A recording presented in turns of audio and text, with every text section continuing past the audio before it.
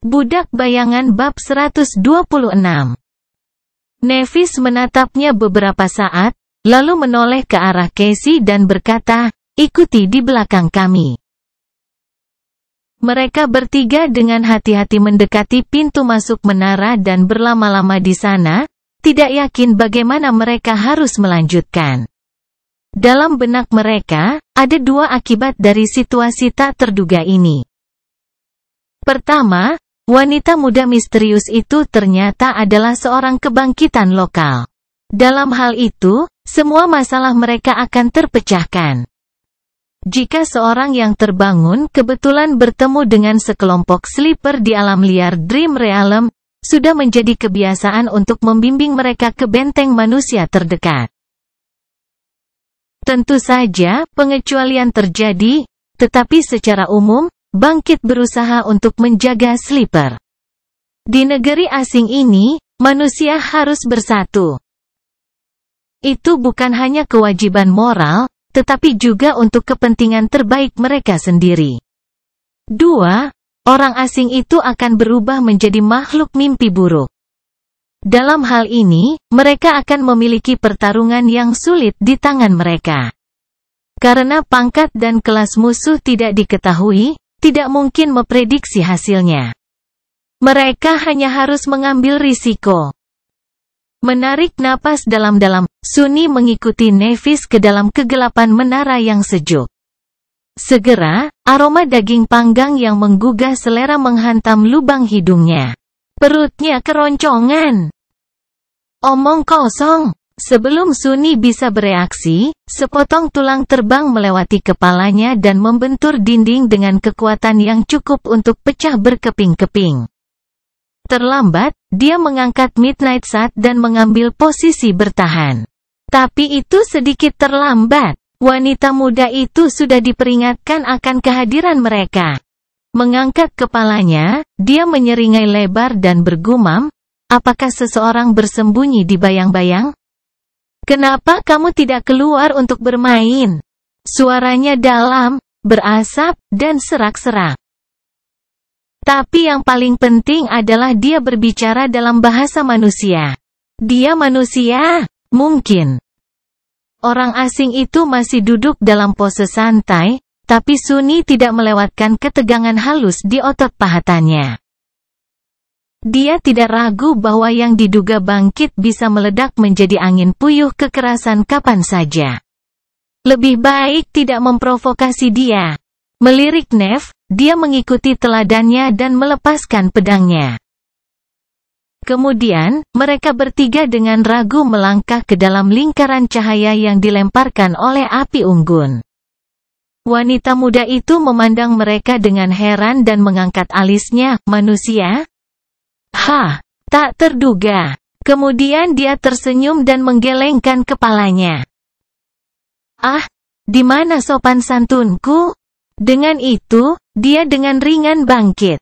Kain putih tuniknya sedikit bergeser, memperlihatkan pahanya yang kencang dan kuat. Sunny berkedip. Dia berasumsi bahwa orang asing itu tinggi. Tetapi baru sekarang dia menyadari betapa mengesankan tinggi badannya yang sebenarnya. Wanita itu berdiri jauh lebih tinggi daripada Nevis, belum lagi Sunny sendiri. Lengkap dengan fisiknya yang kuat, kulit zaitun dan baju besi kuno, dia tampak seperti dewi kuno. Namun, menjulurkan leher untuk menatap matanya agak menjengkelkan. Tapi Sunny tidak punya pilihan. Jika dia hanya melihat lurus, garis pandangnya akan mendarat langsung pada wanita cantik itu. Wanita muda itu, sementara itu, menyeka wajahnya yang kotor dengan lengannya dan menunjuk ke arah api. "Ini, kamu mau duduk?" Meskipun undangan sopan, mereka ragu-ragu. Setelah beberapa detik berlalu dalam kesunyian yang canggung, Nevis akhirnya maju selangkah dan mengajukan pertanyaan yang telah menyiksa mereka bertiga. Dengan suaranya yang tegang dan penuh emosi yang tertekan, dia dengan hati-hati berkata, "Apakah kamu? Apakah kamu manusia?" Orang asing itu menatapnya dengan ekspresi kosong, lalu berkedip beberapa kali. Aku jadi apa lagi? Seekor kuda. Dengan itu, dia melemparkan kepalanya ke belakang dan tertawa keras, geli dengan lelucon konyolnya sendiri. Nevis dan Sunny saling berpandangan, bingung harus berbuat apa. Sementara itu, wanita muda itu terkikik beberapa kali lagi dan menatap mereka dengan percikan kegembiraan menari di matanya. Tentu saja aku manusia. Kenapa kamu malah bertanya? Ngomong-ngomong, duduklah. Leherku lelah karena memandang rendah dirimu. Dengan itu, dia duduk di dekat api dan berpose santai. Nevis, Sunny, dan Casey akhirnya mendekat dan merendahkan diri ke bebatuan, menatap gadis jangkung dengan api lapar menyala di mata mereka. Dia melihat mereka, lalu mengerutkan kening sedikit. Belum pernah melihat kalian. Apa kalian baru? Nevis memberinya anggukan. Ya, kami baru saja sampai di kota. Dia berusaha sangat keras untuk bertindak seperti orang normal yang menyesuaikan diri dengan baik. Tampaknya upayanya yang tak ada habisnya untuk meningkatkan keterampilan sosialnya tidak sia-sia. Jika Sunny tidak tahu betapa canggung dan kikuknya keadaan alami Nev, dia tidak akan curiga. Wanita muda itu menyeringai. Kalau begitu, maaf, tunggu. Kalian bertahan selama 2 bulan penuh di labirin? Dia bersiul dan menatap mereka dengan rasa hormat yang baru ditemukan. Itu prestasi yang nyata. Selamat.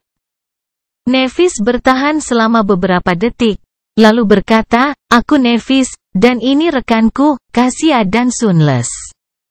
Kami penidur yang datang ke sini selama titik balik matahari musim dingin.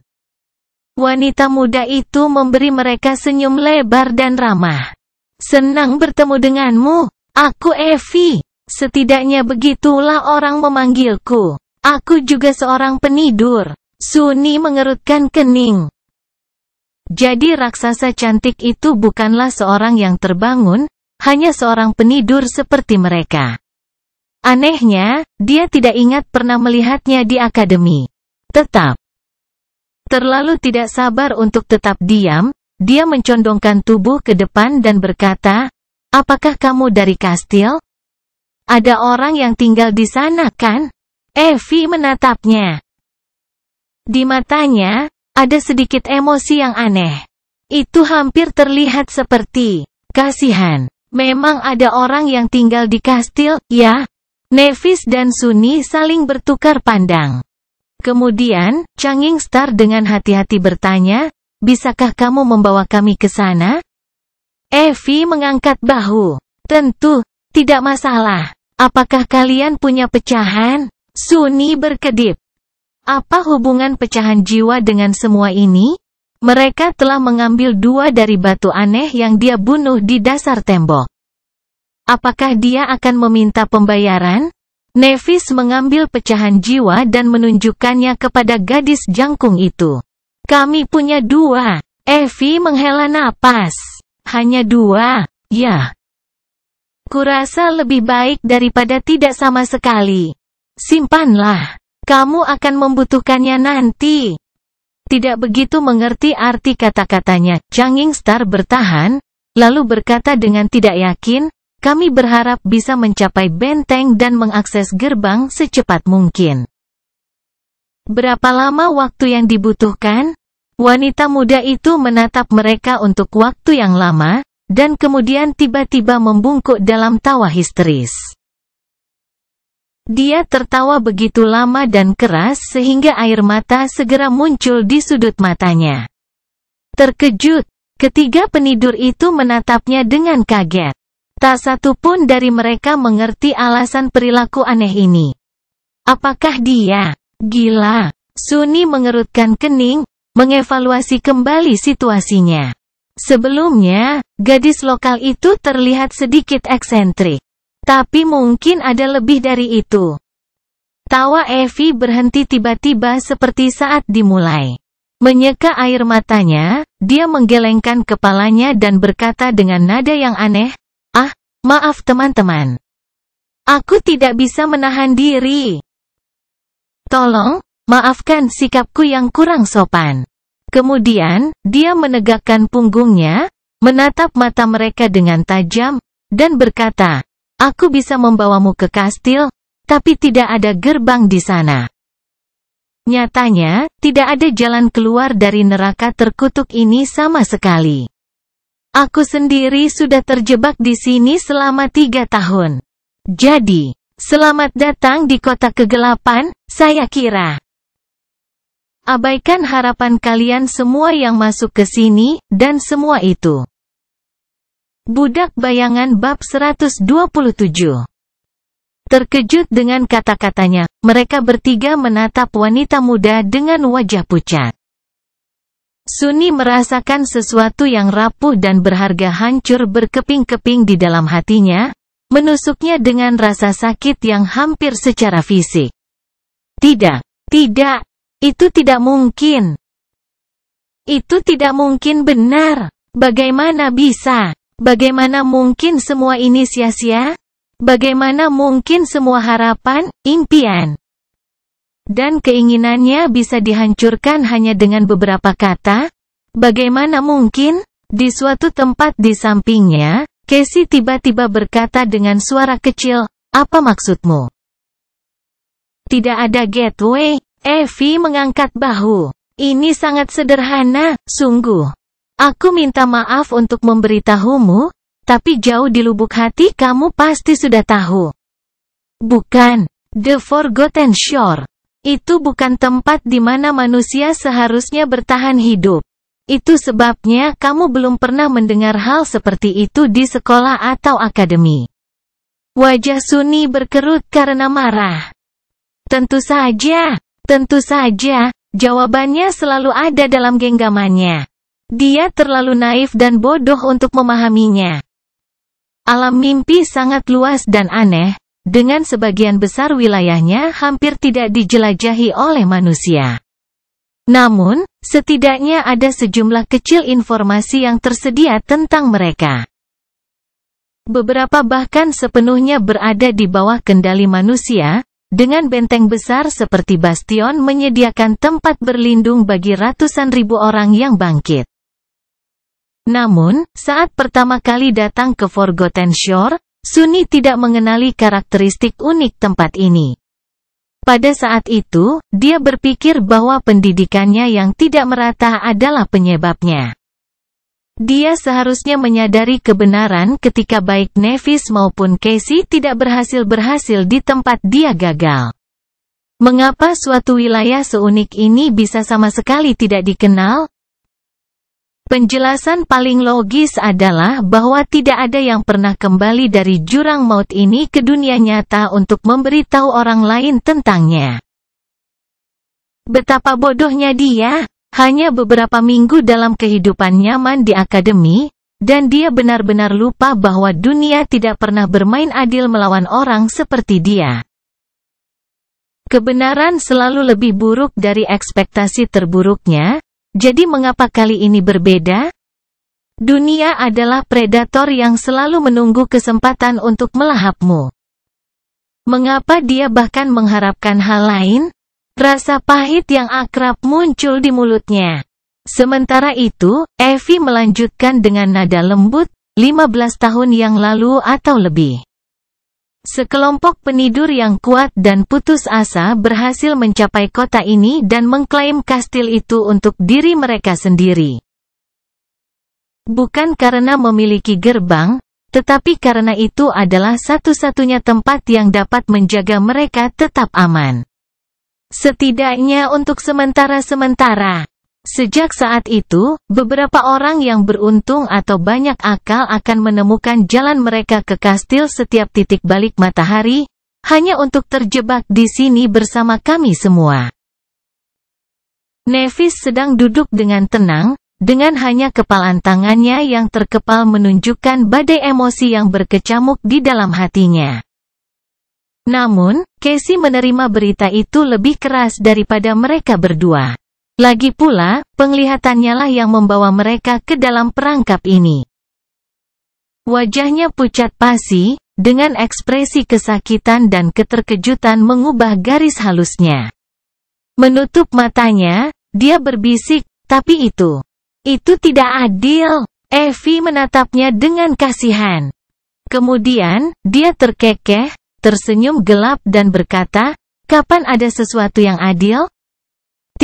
Dia benar, tentu saja. Keadilan tidak benar-benar ada di luar alam halus imajinasi manusia. Sunny telah mempelajari pelajaran itu sejak lama sekali. Sementara dia kesal dalam keputusasaan, senyum Evie tiba-tiba kehilangan nada suramnya dan berubah menjadi seringai bahagia sekali lagi. Mencondongkan tubuh ke depan sedikit, dia berkata, tapi tidak semuanya buruk. Setidaknya kamu pernah bertemu denganku. Kalian sangat beruntung, sungguh. Jika kamu tidak bertemu dengan penduduk setempat, kamu pasti sudah mati. Nevis menatapnya dan bertanya dengan nada datar, ya? Kenapa? Itu, cara bicaranya yang canggung kembali lagi dengan segala kemegahannya. Evie menghela napas. Kota kegelapan adalah sekaligus tempat teraman di Forgotten Shore, dan juga paling mematikan. Aman karena tidak ada monster laut yang bisa melintasi tembok, apalagi mencapai kastil. Tapi di saat yang sama, itu jauh lebih berbahaya daripada labirin karena hampir setiap makhluk mimpi buruk di sini berperingkat kejatuhan. Sunny mengerjap, merasakan getaran dingin merasuki seluruh tubuhnya. Makhluk yang jatuh jauh lebih kuat daripada makhluk yang bangkit. Manusia yang tidak aktif seperti mereka tidak punya urusan melawan yang terakhir, apalagi yang pertama. Satu iblis yang terbangun sudah lebih dari yang bisa mereka tangani tanpa menggunakan teror sejati dari kedalaman laut terkutuk. Sesuatu yang jauh lebih kuat daripada cara Pace Demon hanya akan memusnahkan mereka dari keberadaannya dalam hitungan detik. Mengingat banyak sekali bentuk yang bergerak melalui reruntuhan, dia tidak bisa menahan diri untuk tidak gemetar. Apakah masing-masing bentuk itu adalah monster jatuh? Bagaimana orang bisa bertahan bahkan sehari di kota terkutuk ini? Mereka harus gila bahkan untuk mencoba. Perlahan, besarnya jebakan berbahaya yang mereka temukan mulai meresap ke dalam pikirannya. Evie tersenyum. Tapi kalian berhasil menabrakku sebelum turun dari tembok. Kalau tidak, yang jatuh pasti sudah berpesta dengan jiwa kalian. Beruntung, sangat beruntung. Ada sangat sedikit orang di kastil yang pergi berburu di reruntuhan, apalagi menjelajah sejauh ini. Bertemu dengan pemburu berpengalaman seperti saya mungkin satu-satunya kesempatan Anda untuk menghindari mencari tahu tentang wajah sebenarnya dari kota kegelapan terlambat sedetik pun. Dia menggelengkan kepalanya. Itu, seperti 1:1000, 10.000, 1 juta. Bagaimanapun, kemungkinannya benar-benar tidak menguntungkanmu. Keberuntungan pasti jatuh cinta dengan setidaknya satu dari kalian, teman-teman. Jadi, bergembiralah. Apakah kamu ingin daging? Aku melakukan perburuan yang luar biasa hari ini. Sungguh menakjubkan hingga aku bahkan tidak keberatan berbagi. Nevis bahkan tidak melihat daging panggang itu dan malah mencondongkan tubuh ke depan. Kata-katanya penuh dengan intensitas, jika tidak ada gateway di sini, kenapa kamu tidak mencoba pergi? Evie berkedip beberapa kali dan menatapnya dengan kebingungan yang tulus.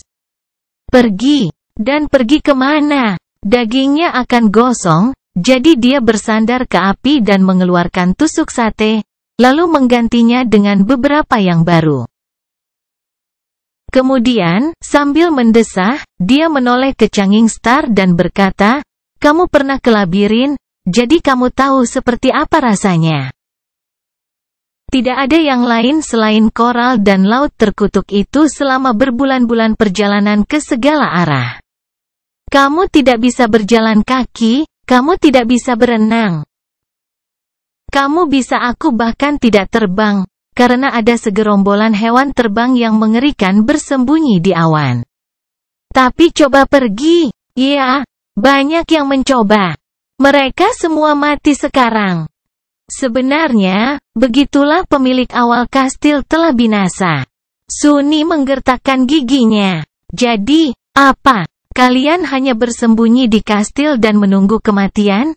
Wanita muda yang cantik itu tertawa. Tentu saja tidak, tolol. Kemudian dia menusuknya dengan tatapan mata coklatnya yang muram dan berkata, kebanyakan dari kita bahkan tidak bisa masuk ke kastil. Raja menuntut pajaknya, tahu? Jadi kita tunggu saja kematian di luar. Budak Bayangan bab 128. Sunny menatapnya, mencoba memahami arti di balik kata-kata aneh itu. Apa maksudmu? Evie mengangkat bahu. Kastil itu milik seorang pria bernama Gun Lauk. Jika Anda ingin masuk dan hidup dalam keamanan tembok kastil, dilindungi dan disediakan oleh para pemburunya, Anda harus membayar upeti. 1 pecahan setiap minggu. Tentu saja ada eksploitasi yang terjadi bahkan di jurang keputusasaan ini. Apalagi yang dia harapkan? Selama ada orang, seseorang akan berakhir sebagai mangsa. Sunny merasakan perasaan gelap yang familiar muncul dari lubuk jiwanya. Pada titik tertentu, dia telah menidurkannya dan melupakannya, tetapi sekarang akhirnya kembali ke tempat yang seharusnya. Sudut mulutnya melengkung ke atas. Apa yang terjadi jika Anda tidak dapat membayar upeti? Pemburu itu menatapnya dengan bingung. Bagaimana menurutmu? Kamu tidak diperbolehkan melangkah mendekati gerbang. Ada pemukiman kecil untuk kami orang-orang malang di bawah tembok kastil, di mana kami puas dengan apa yang kami miliki dan gemetar di malam hari, berharap tidak ada yang keluar dari kegelapan untuk melahap kita. Cukup banyak. Dia ragu-ragu. Tapi bagaimana orang bisa mendapatkan pecahan jiwa di tempat terkutuk ini? Evie menunjuk ke mayat monster yang telah dia bunuh. Dengan berburu, seseorang dapat menemukan makhluk yang bangkit di sana-sini di kota. Triknya adalah menemukan dan membunuh mereka tanpa tersandung menjadi sesuatu yang jauh lebih mematikan. Orang-orang Gun Lauk membentuk kelompok dan pergi berburu, dengan pencari jalan yang berpengalaman memimpin. Mereka bawa kembali makanan, kenangan, materi, dan pecahan. Tidak ada yang menghentikan orang untuk mencoba hal yang sama. Dia terdiam beberapa saat, dan kemudian berkata dengan nada yang lebih gelap, tentu saja, tanpa kenangan yang baik. Akumulasi esensi jiwa dalam jumlah besar dan pengetahuan yang rumit tentang kota, orang-orang itu biasanya tidak berumur panjang. Kebanyakan dari mereka mati atau beralih ke cara lain untuk mendapatkan pecahan. Ada sangat sedikit pemburu independen dengan lebih dari beberapa perburuan yang berhasil menurut nama mereka. Yang masih hidup, maksudku. Sunny melirik monster-monster mati itu, masing-masing cukup besar untuk membuatnya berhenti sejenak. Bagaimana denganmu? Berapa banyak yang kamu selamat? Evie tersenyum. Lebih dari sepasang. Sambil terkekeh, dia mengangkat tangannya dan mulai melipat jari, ekspresi serius di wajahnya. Mari kita lihat. 1, 2, 5.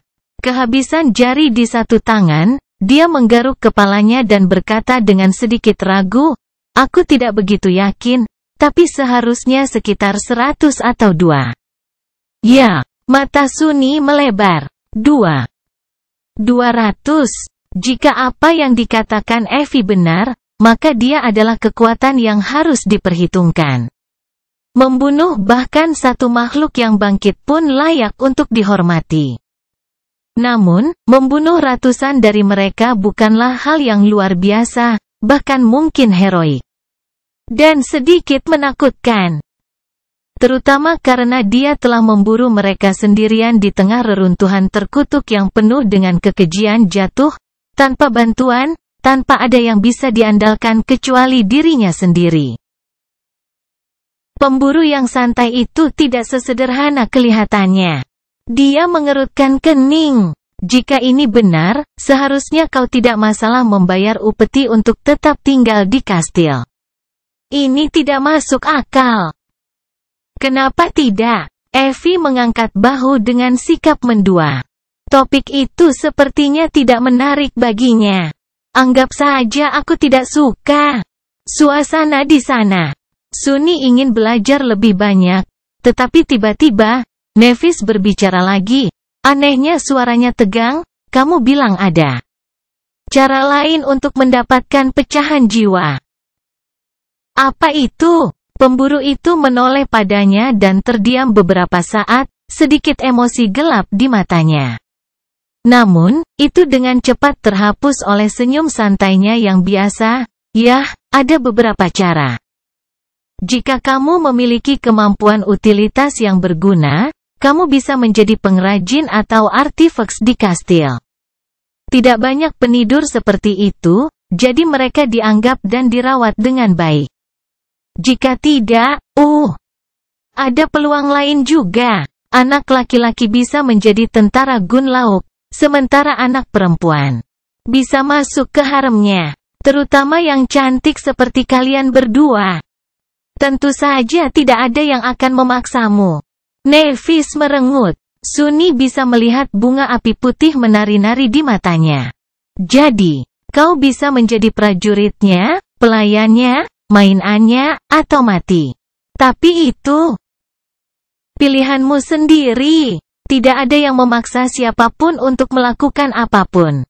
Tentu saja, Evie menyeringai. Gadis pintar, kamu mengerti. Changing Star menunduk. Wajahnya yang acuh tak acuh menjadi keras dan dingin. Tinjunya terkepal begitu keras sehingga tampak tidak berdarah. Jadi kenapa belum ada yang membunuhnya? Pemburu itu tertawa. Bunuh Gun Lauk. Oh, banyak yang sudah mencobanya. Orang-orang hebat, orang-orang jahat, dan semua orang di antaranya. Kamu bisa melihat tengkorak mereka di atas gerbang kastil. Sebenarnya, dia menggelengkan kepalanya. Aku suka alur pemikiranmu, Tuan Putri, tetapi kamu harus melupakannya. Anggap saja dia abadi. Praktis dia begitu. Percayalah padaku ketika aku mengatakan bahwa tidak ada penidur yang bisa mengalahkan Gun Lauk selamanya. Itu tidak mungkin. Evie menghela napas. Ditambah lagi, tidak peduli betapa aku membenci bajingan itu, dia adalah satu-satunya yang menyatukan tempat ini. Betapapun tercelanya dia, tanpa dia, kita semua pasti sudah mati. Sunny memperhatikan Nevis, menunggu untuk melihat reaksinya. Apa yang dilihatnya sama sekali tidak membuatnya bahagia. Di wajah gadingnya yang cantik, tidak ada apa-apa selain ketidakpedulian dan ketetapan hati yang dingin. Itu adalah ekspresi yang sama yang dia lihat sebelum pertempuran dengan perwira Karapas terlebih dahulu, dan Demon Karapas kemudian. Bahkan tanpa membutuhkan kemampuan protetik Casey, dia dapat dengan mudah membayangkan apa yang terjadi di kepalanya. Ini akan menjadi masalah. Seakan merasakan hal yang sama, Evie meringis. Tidak, serius. Mencoba melawan Gun Lauk hanya akan membuatmu terbunuh. Jika kamu beruntung, bahkan jangan berpikir tentang itu. Terlalu banyak berpikir tidak baik untuk kesehatanmu di sini di Dark City. Kemudian, dia tersenyum dan menunjuk ke api. Makan saja daging yang enak ini. Hidup enak kalau perutmu kenyang, kan? Biarkan aku memberitahumu, ini kemungkinan besar adalah kesempatan terakhirmu untuk makan apapun secara gratis. Makanan sangat langka di bagian ini. Bisakah kamu percaya itu? Sunny mendesah, lalu mencondongkan tubuh ke depan dan mengambil sepotong daging yang mendesis. Apapun yang terjadi, mereka harus terus berjalan. Satu langkah pada satu waktu. Ini adalah satu-satunya cara untuk bertahan hidup. Tentu saja aku bisa mempercayainya. Aku dari pinggiran, loh. Aku bahkan tidak tahu seperti apa bau daging asli sebelum masuk akademi. Dengan itu, dia menyerahkan potongan daging itu kepada Casey, mengambil yang lain, dan mulai melahapnya dengan rakus. Nevis bertahan sebentar, tetapi kemudian mengikuti teladannya. Evie terkikik. Itu semangat. Lihat, Dufus mengerti. Sepertinya Changing Star telah mendengarkan nasihatnya. Setidaknya di permukaan, dia telah menerima bahwa mengalahkan penguasa kastil saat ini adalah hal yang mustahil. Tapi Sunny tahu bahwa, jauh di lubuk hatinya, dia tetap tidak yakin. Lagi pula, Nevis memiliki kebiasaan membuat hal-hal yang tidak mungkin terjadi. Budak Bayangan bab 129. Setelah pengungkapan yang mengejutkan tentang kesia-siaan yang kejam dari perjalanan panjang dan sulit mereka ke kota kegelapan. Keinginan untuk mencapai kastil yang dijanjikan yang membuat mereka bertiga bertahan begitu lama telah berkurang secara signifikan.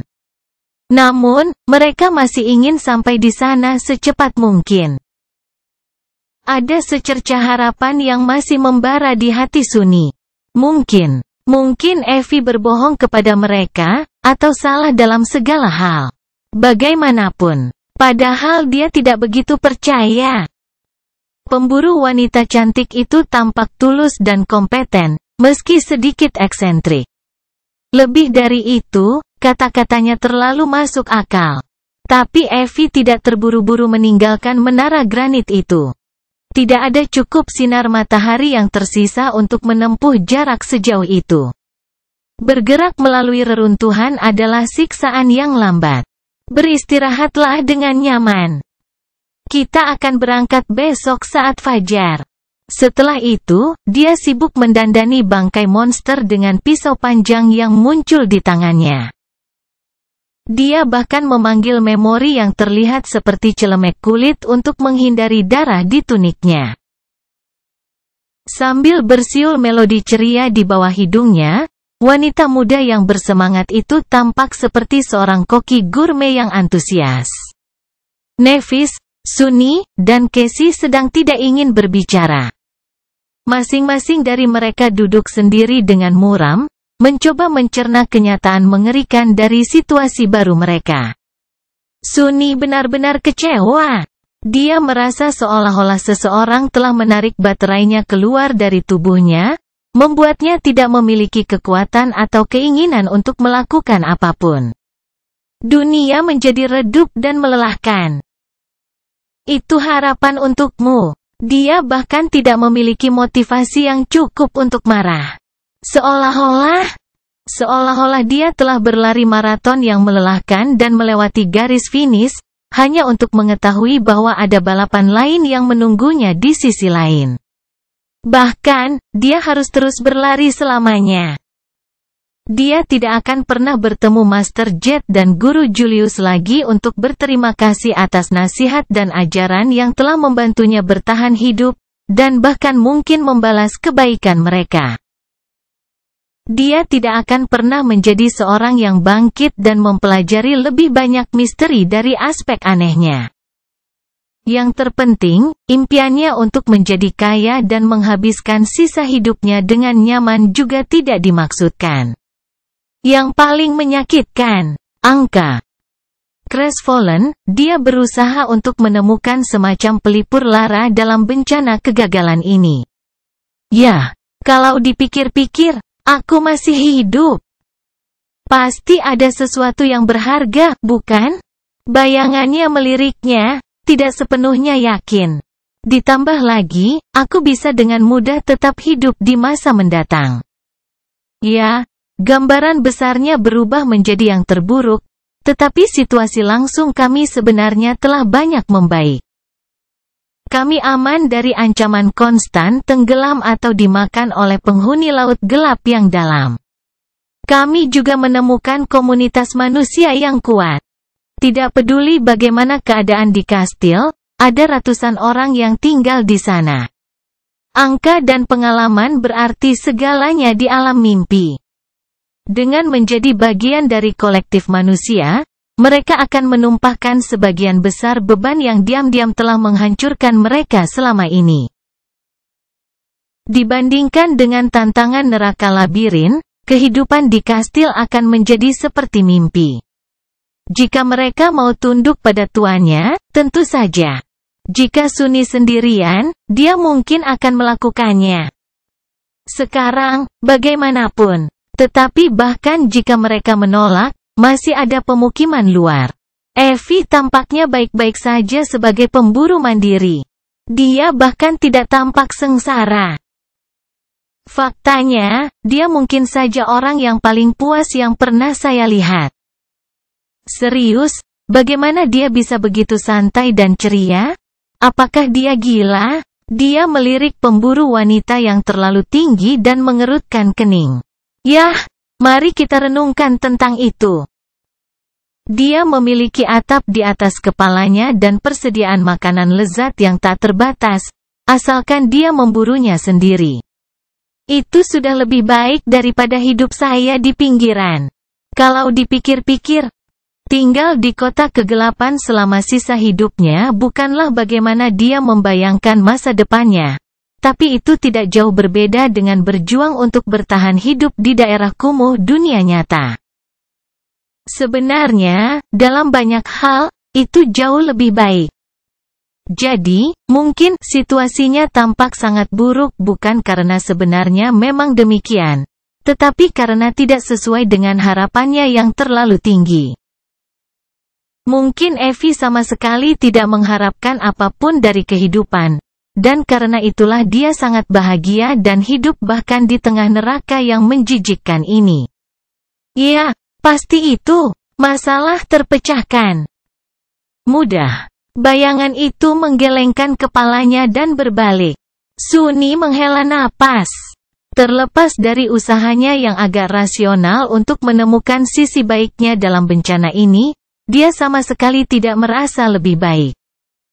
Bahkan, memikirkan betapa tak terhindarkan dan suramnya masa depan mereka hanya membuatnya semakin lelah. Tiba-tiba, kulitnya merinding.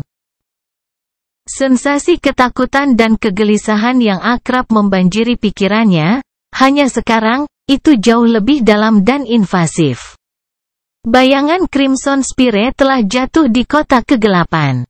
Segera, suara ombak yang menabrak batu memberitahu mereka tentang datangnya malam. Bahkan tidak ingin berdiri, Sunny diam-diam mengirim bayangannya untuk melihat keluar. Saat sinar terakhir dari matahari yang jatuh mewarnai dunia dalam nuansa merah, laut terkutuk itu melonjak keluar dari kawah besar. Sunny menyaksikan patung wanita cantik tak berwajah di kejauhan itu perlahan tenggelam dalam kegelapan, hingga hanya tangannya yang terbuka yang tersisa di atas ombak.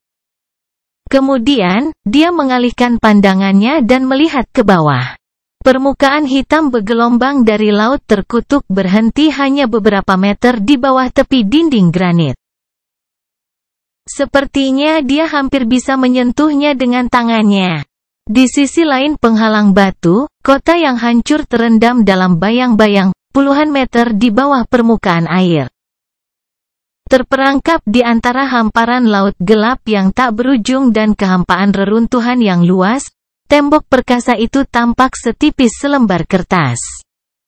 Namun, ia diam-diam menahan tekanan ombak hitam yang menghancurkan, berfungsi sebagai bendungan yang melindungi kota di bawahnya agar tidak terhapus oleh banjir yang mengerikan. Seperti yang terjadi selama ribuan tahun. Namun, Sunny tidak bisa tidak membayangkan semua beban yang menghancurkan itu menerobos dinding yang runtuh dalam semburan kegelapan yang menghabiskan semua. Dia merasa menggigil di punggungnya. Memerintahkan bayangannya untuk kembali, Sunny akhirnya memaksakan diri untuk berdiri dan berjalan ke arah Nevis. Changing Star sedang duduk dengan punggung menempel ke dinding, ekspresi gelap di wajahnya. Mendengar langkah kakinya, dia mengangkat matanya. Sunny duduk di sampingnya, menunggu beberapa saat, lalu berkata, "Bagaimana menurutmu?" Dia terdiam untuk waktu yang lama, hanya menatapnya dengan ekspresi yang tak terhindarkan. Tepat ketika dia akan berpikir bahwa tidak akan ada jawaban, Nev akhirnya berbicara. Saat dia melakukannya, percikan api putih menyala di kedalaman mata abu-abunya yang dingin. "Kami akan menemukan cara untuk kembali. Apapun yang harus dilakukan, kami akan melakukannya." Kata-katanya bergema di dalam menara granit, membuat bayang-bayang di dinding menari dengan gembira. Budak Bayangan bab 130. Di pagi hari, mereka berangkat ke kastil. Sebelum meninggalkan tempat perlindungan menara granit, Evie memberi mereka daftar instruksi, "Ikuti di belakangku. Dengarkan semua yang kukatakan. Jangan bersuara. Jangan berdarah. Jangan terlalu banyak berpikir. Beberapa makhluk di luar sana bisa mendengar pikiran berisik, yang lain bisa merasakan emosi yang kuat. Jadi jangan juga tidak merasa takut." Sunny menatapnya dengan ekspresi muram. Bagaimana dia bisa mengendalikan apa yang dia rasakan? Pemburu yang kuat itu menyeringai. "Apa? Kamu tidak pernah mencoba memecahkan persamaan matematika di kepalamu untuk membuat wanita cantik terkesan? Lakukan saja hal yang sama." Saat pipi Sunny mulai memerah, dia terkikik dan menoleh ke Casey dan Nev. "Koreksi. Kalian berdua, cobalah untuk tidak merasa takut. Dufus, kamu mencoba untuk tidak terlalu bersemangat. Jika berjalan di belakangku ternyata terlalu banyak, minta ditampar, oke?" Sunny merengut dan berkata dengan gigi terkatup, "Itu tidak akan menjadi masalah." Evie berkedip beberapa kali, lalu tersenyum. "Ah, bermain untuk tim lain? Begitu, begitu. Apa maksudnya itu?" Mencoba mengendalikan emosinya, Sunny menarik napas dalam-dalam dan menghitung sampai 10. "Persamaan matematika pantatku. Dia pikir dia siapa? Tunggu. Kenapa aku menghitung?" Memastikan bahwa mereka memahami instruksinya, pemburu itu berbalik dan menggulingkan lempengan granit besar yang menghalangi jalan keluar dari menara ke samping. Otot ramping menegang dan bergerak di bawah kulit zaitunnya, membuat pemandangan yang indah. Sunny menatap punggungnya dan menelan ludah. Lempengan granit itu setidaknya harus berbobot beberapa ton. Seberapa kuatkah raksasa cantik itu? Melihat sekilas tatapannya, Evie mengangkat alis dan mengedipkan mata. "Seperti yang kau lihat," dia menjawab dengan autopilot, "Ya? Tunggu, tidak. Maksudku, bukan itu alasanku mencari. Bagaimana kamu sekuat itu?" Dia melirik ke lempengan granit, lalu ke arahnya. "Oh, itu adalah aspek ability saya. Ini adalah peningkatan fisik yang kuat secara menyeluruh. Itu adalah kemampuan yang sangat langka dan kuat untuk dimiliki. Meskipun tidak mencolok seperti banyak lainnya, itu praktis adalah kemampuan prajurit pamungkas. Tidak hanya dengan kekuatannya, tetapi juga kecepatan, kelincahan, daya tahan, dan ketangguhannya yang ditingkatkan. Evie seperti salah satu pahlawan kuno yang kadang-kadang dibicarakan Nev. Terutama karena dorongan itu sepertinya sangat boros. Plus, dia kemungkinan besar telah menyerap esensi jiwa dalam jumlah yang sangat besar selama bertahun-tahun berburu monster di kota gelap. Semua pecahan yang ditolak oleh pemburu bandel sebagai upeti kepada penguasa tirani kastil harus pergi ke suatu tempat. Tapi mengapa dia hanya mengakui apa kemampuannya? Berbagi rahasia seperti itu bukanlah hal yang bijaksana untuk dilakukan, terutama dalam kenyataan kejam di Forgotten Shore. Menyadari keterkejutannya, Effie menyeringai. Apa? Ini tidak seperti misteri besar. Di sekitar sini, siapapun dengan sepasang mata tahu apa yang bisa dilakukan kemampuanku. Apakah kamu ingin aku memberitahumu apa kekuranganku juga? Ada kilatan nakal di matanya. Ya benar, seolah-olah ada orang yang cukup gila untuk berbagi. Sangat sederhana, aspek saya tidak hanya meningkatkan semua atribut fisik saya, tetapi juga melakukan hal yang sama dengan semua kebutuhan fisik saya. Menurut Anda mengapa saya makan cukup daging untuk membuat tumpukan tulang yang digerogoti, untuk bersenang-senang? Dia tertawa dan menggelengkan kepalanya. Yah, itu menyenangkan, tidak akan berbohong. Jadi harga untuk memiliki kekuatan banyak pria adalah dengan kelaparan banyak pria juga. Di sini, di kota kegelapan, di mana makanan langka dan sulit didapat, itu adalah cacat yang berbahaya untuk dimiliki. Itu adalah kutukan yang dapat memaksa seseorang untuk berburu lebih banyak, dan karenanya berisiko cedera dan kematian lebih dari yang harus dilakukan orang lain. Kebanyakan orang akan mencemooh tingkat keparahannya, tapi tidak dengan sunyi. Dia tahu seperti apa rasanya kelaparan, kelaparan yang sesungguhnya. Apa yang bisa dilakukannya pada seseorang. Mungkin itulah alasan mengapa Effie ada di sini. Mungkin dia menjadi pemburu bukan karena dia ingin, tapi karena dia tidak punya pilihan. Kebutuhan fisik apalagi yang dimiliki orang-orang? Sunni berpikir, sedikit bingung. Udara, lalu air dan makanan, lalu. Hei, sudah kubilang jangan terlalu bersemangat. Sunni tersentak dan menatap Effie, yang menatapnya dan terkekeh.